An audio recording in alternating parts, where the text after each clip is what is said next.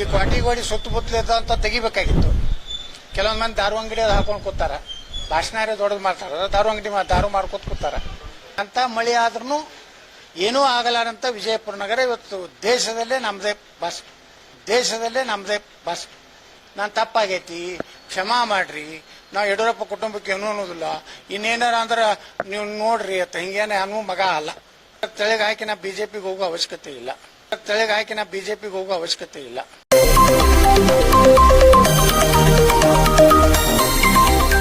ಅನೇಕ ಅಭಿವೃದ್ಧಿ ಇನ್ನು ನಮೋ ನಗರದಲ್ಲಿ ಇನ್ನೂ 1,000 ಮನೆಗಳು ನಿರ್ಮಾಣ ಮಾಡಬೇಕಾಗಿದೆ.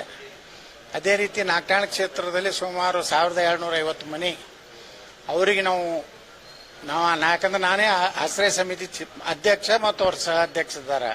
ನಾಗಠಾಣ ಶಾಸಕರು ಕೂಡಿ ಒಟ್ಟು 3,750 ಮನೆ ಏನು ಬಂದವು. ಅದ್ರಾಗ ಈಗಾಗಲೇ 1,493 ಮನೆ ನಮ್ಮಲ್ಲಿ ಅಲ್ಲಿ ರೆಡಿ ಆಗ್ತಾಯಿವೆ. ಇನ್ನು ಉಳಿದದ್ದನ್ನು ನಮ್ಮ ಕಟಕದೊಂಡವರ ಕ್ಷೇತ್ರಕ್ಕೆ 1,250 ಮನೆ ಕೊಡಬೇಕಾಗ್ತಾಯಿತ್ತು.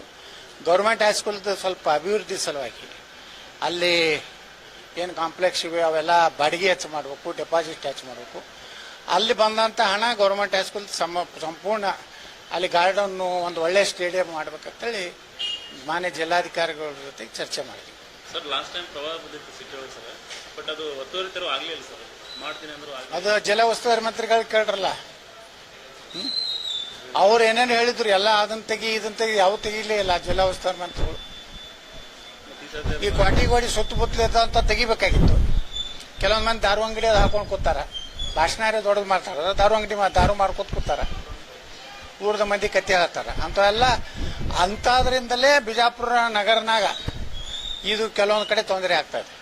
ನಾವು ಪೂರ್ತಿ ಕ್ವಾಟಿಗೋಡಿ ಸುತ್ತಲೂ ರಾಜಕಾಲುವೆ ಮಾಡಿಬಿಟ್ರೆ ಎಲ್ಲಿ ಒಂದು ಹನಿ ನೀರನ್ನು ಸಹಿತ ವಿಜಯಪುರ ನಗರದಲ್ಲಿ ನಿಲ್ಲುವುದಿಲ್ಲ.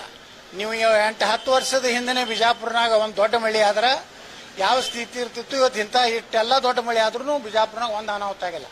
ಕಾರಣ ನಾನು ಶಾಸಕನಾದ ಮೇಲೆ ಪ್ರತಿಯೊಂದು ರಸ್ತೆಯಲ್ಲಿ ಡ್ರೈನೇಜ್ ಸಿಸ್ಟಮು, ಸಿಸಿ ರಸ್ತೆ ಎಲ್ಲ ಮಾಡಿದ್ರಿಂದ ಇಡೀ ನೀರಿನ ಏನು ಮಳೆ ನೀರೆಲ್ಲ ಹೋಗುವಂಥ ವ್ಯವಸ್ಥೆ ಮಾಡಿದ್ರಿಂದ ಇವತ್ತು ಬೆಂಗಳೂರಿನಾಗ ಹಡಗನಾಗ ಅಡ್ಡಾಡಕತ್ತಾರ. ಬಿಜಾಪುರ ಕರ್ನಾಟಕದಲ್ಲಿ ಯಾವುದೇ ರೀತಿ ಸಮಸ್ಯೆ ರಹಿತವಾದಂಥ ಎಂಥ ಮಳೆ ಆದ್ರೂ ಏನೂ ಆಗಲಾರಂತ ವಿಜಯಪುರ ನಗರ ಇವತ್ತು ದೇಶದಲ್ಲೇ ನಮ್ದೇ ಬಸ್. ಯಾರೇ ನಾಯಕ್ ಬರಿಲ್ರಿ ಪತ್ರ ಸುಮ್ನೆ ಯಾರ್ರಿ ನೋಡ್ರಿ ವಿಜಯೇಂದ್ರ ಹೇಳಿರ್ತಾನೆ ಕೆಲವೊಂದು ಚಾನಲ್ದವ್ರಿಗೆ, ಹಿಂಗಂದ್ರೆ ನಾನು ಡ್ಯಾಮೇಜ್ ಮಾಡ್ಬೇಕತ್ತೇಳಿ ನಾಯಕ್ ಪತ್ರ ಬರಲಿ. ನಾಯನು ನ ದೈನಂ ನ ಪಲಾಯನಂ, ನಾನು ತಪ್ಪಾಗೈತಿ, ಕ್ಷಮಾ ಮಾಡ್ರಿ, ನಾವು ಯಡಿಯೂರಪ್ಪ ಕುಟುಂಬಕ್ಕೆ ಏನೂ ಅನ್ನೋದಿಲ್ಲ, ಇನ್ನೇನಾರ ಅಂದ್ರೆ ನೀವು ನೋಡ್ರಿ ಅಂತ ಹಿಂಗೇನೆ ಅನ್ನೋ ಮಗ ಅಲ್ಲ, ಎಂದೂ ಅಂದಿಲ್ಲ, ಇನ್ನು ಮುಂದೂ ಅನ್ನೋದಿಲ್ಲ. ಅಷ್ಟು ತೆಳಗೆ ಹಾಕಿ ನಾ ಬಿಜೆಪಿಗೆ ಹೋಗೋ ಅವಶ್ಯಕತೆ ಇಲ್ಲ. ಇದೆಲ್ಲ ವಿಜಯೇಂದ್ರನೇ ಮಾಡ್ತಂತ ಕೆಟ್ಟ ಒಂದು ಕ್ರಿಮಿನಲ್ ಬುದ್ಧಿ ಇದೆ ವಿಜಯೇಂದ್ರಗೆ. ಮೊನ್ನೆ ಒಂದು ಸರ್ವೆ ಮಾಡಿಸ್ಯಾನ, ಈಗೇನಾದ್ರು ಚುನಾವಣೆ ಆದ್ರೆ 160 ಬರ್ತಾವ. ನಾನು ಒಂದು ನಾಳೆ ಸರ್ವೆ ಮಾಡ್ತೀನಿ, 1 ಕೋಟಿ ರೂಪಾಯಿ ಒಂದು ಯಾವ್ದಾರಿಗೆ ಏಜೆನ್ಸಿ ಕೊಟ್ಟು. ಈಗ ಚುನಾವಣೆ ಆದ್ರೆ ಯತ್ನಾಳ ಇಲ್ಲದೆ ಬಿಜೆಪಿ 30 ಬರ್ತೀನಿ. ಇಂಥ ರೊಕ್ಕ ಕೊಟ್ಟು ಸರ್ವೆ ಮಾಡೋದು ಭಾಳ ಮಂದಿ ಮಾಡ್ತಾರೆ. ಅದೇನೈತೆ ಅದನ್ನು ದೊಡ್ಡದಲ್ಲ. ಅಂದ್ರೆ ಎಲ್ಲ ಜೀರೋ ಆಗ್ಯಾರ. ಅವರು ಜನಾಕ್ರೋಶ ಕಂಪ್ಲೀಟ್ ವಿಫಲ ಆಗೈತಿ. ಕೆಲವೊಂದು ನಿಮ್ಮ ಮಾಧ್ಯಮದಾಗೆ ಬರ್ಲಾಕತ್ತೈತಿ ಸಂಘಟನೆ ಇಲ್ಲ, ಸುಡುಗಾಟ ಇಲ್ಲ ಅಂತೇಳಿ. ಅದಕ್ಕೆ ಮ್ಯಾಗಿನವ್ರು ಎಲ್ಲರೂ ಅಧ್ಯಕ್ಷ ತೆಗೆದಾನ ಅಂತೇಳಿ ಇದೊಂದು ಬೋಗಸ್ ಸರ್ವೆ.